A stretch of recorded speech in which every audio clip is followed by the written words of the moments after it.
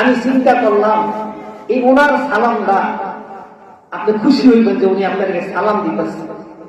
এই সালামে উনি কোন সোয়াব যদি কোটিবার সালাম দেয়, সারাদিন যদি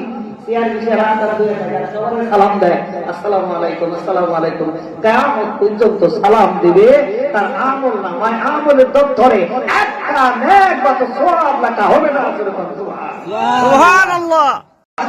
কিছু পাঠাইলো আবার খায়, সে ডরে কিছু পাঠায় না, জানে হুজুর মানুষ তার করে জিনিস খাবো না, এজন্য কিছু দেয় না, না দিলে আলহামদুলিল্লাহ। কি বলবেন? আমরা তার বাচ্চা রসিলায় পাঠাই, সে খায়, আলহামদুলিল্লাহ বলেন। আলহামদুলিল্লাহ।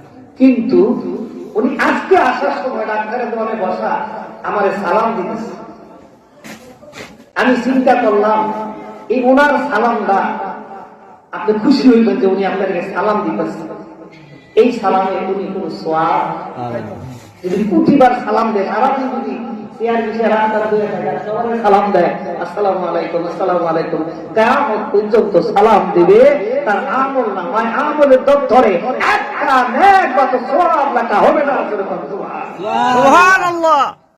আপনি যদি খালি বলেন আসসালামু আলাইকুম, বলার সাথে সাথে আসসালামু আলাইকুম বলার সাথে সাথে আপনার ডকুমেন্টে জমা হয়ে যাবে সালামের নেক। এত বড় রহমতের মালিক, এত বড় বরকতের মালিক হয়েছ মুসলমান হওয়ার কারণে। মুসলমান হওয়ার কারণে এত বড় রহমতের মালিক হয়েছ। 200 লেখনে বলা ব্যক্তি আল্লাহ দিয়া দিছে। কালেমা শরীফ পড়ার কারণে ডাইন কাঁধে একজন ফেরেশতা, বাম কাঁধে একজন ফেরেশতা।